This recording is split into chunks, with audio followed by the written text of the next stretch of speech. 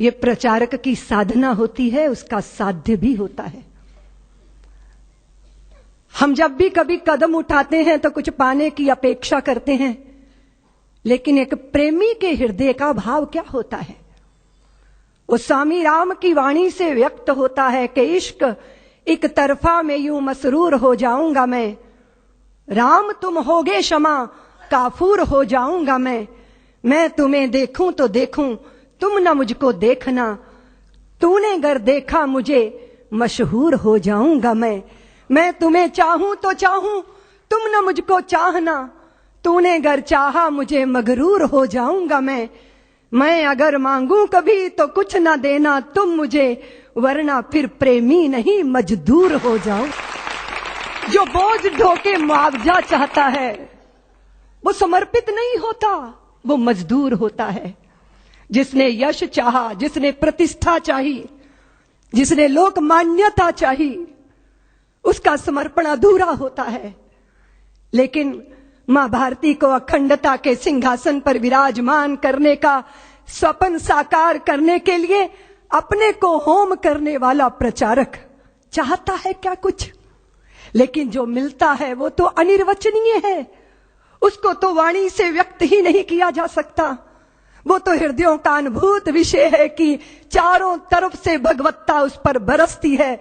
जो अपने लिए नहीं चलता, अपनों के लिए कदम बढ़ाता है, जो कभी दुख को दुख नहीं मानता, जो सुख की चाह में धूल नहीं छानता, औरों के लिए जिसको विष पीना भी स्वीकार हो जाता है, वह प्रचारक अभिनंदनीय है, वंदनीय है, पूजनीय है, प्रातः स्मरणीय है।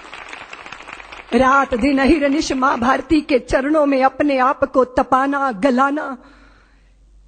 किस समय डॉक्टर साहब ने सपना लिया था?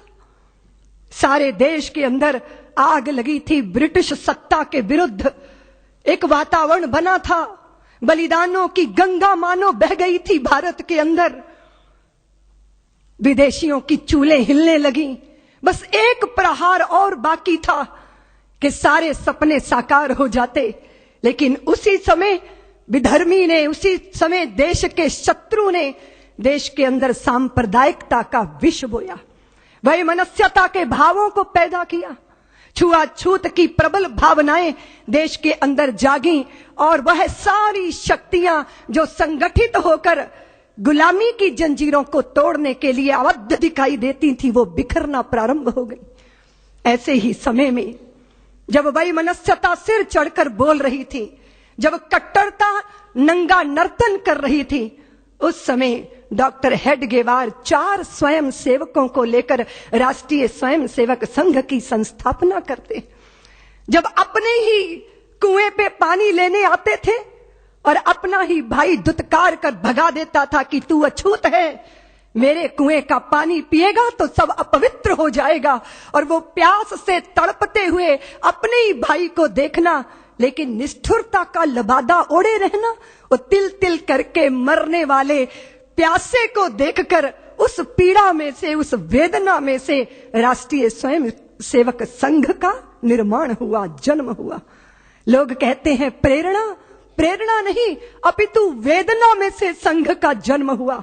मां भारती को वैभव के पद पर ले जाना है, अखंडता के सिंहासन पर विराजमान करना है, तो एक ही मार्ग है। और वो कौन सा मार्ग? क्या हिंदू जाति जिसने नक्षत्रों को संज्ञा दी, वो हिंदू जाति जिसने सागर की छाती पर पत्थरों को तैराया, इतना गौरव रखने वाली हिंदू जाति, उसका स्वाभिमान धुआं बनकर उड़ेगा? ये वेदना में से राष्ट्रीय स्वयं सेवक संघ का जन्म हुआ। प्रचारकों ने अनवरत अपने जीवन को आहूत किया। एक प्रश्न पैदा हुआ कि जिस हिंदू ने नभ में जाकर नक्षत्रों को दी है संज्ञा, जिसने हिमगिर का वक्ष चीर भू को दी है पावन गंगा, जिसने सागर की छाती पर पाषाणों को तैराया है, हर वर्तमान की पीड़ा को हर जिसने इतिहास बनाया है, जिसके आर्यों ने घोष किया कृणवंतो विश्वमार्यम का, जिसका गौरव कम कर न सकी रावण की स्वर्णमयी लंका, जिसके यज्ञों का एक हव्य 100 पुत्रों का जनक रहा, जिसके आंगन में भयाक्रांत धनपति बरसाता सदा कनक रहा, जिसके पावन बलिष्ठ तन की रचना तन दे दधीची ने की। राघव ने बन बन भटक भटक जिस तन में प्राण प्रतिष्ठा की। जौहर कुंडों में कूद कूद सतियों ने जिसे दिया सत्व, गुरुओं गुरुपुत्रों ने जिसमें चिरबलिदानी भर दिया तत्व। और शाश्वत हिंदू जीवन क्या स्मरणीय मात्र रह जाएगा? इसकी पावन गंगा का जल क्या नालों में बह जाएगा? इसके गंगाधर शिव शंकर क्या ले समाधि सो जाएंगे? इसके पुष्कर इसके प्रयाग क्या गर्त मात्र हो जाएंगे? यदि तुम ऐसा नहीं चाहते तो फिर तुमको जगना होगा, हिंदू राष्ट्र का बिगुल बजाकर दानव दल को दलना होगा। इस वेदना में से, इस पीड़ा में से मां भारती के लुटते स्वाभिमान और बिखरती अस्मिता की वेदना में से राष्ट्रीय स्वयंसेवक संघ का प्रादुर्भाव हुआ। फिर एक एक दीपक जले, तिल तिल करके अपने आप को मां भारती के चरणों में आहूत करते रहे।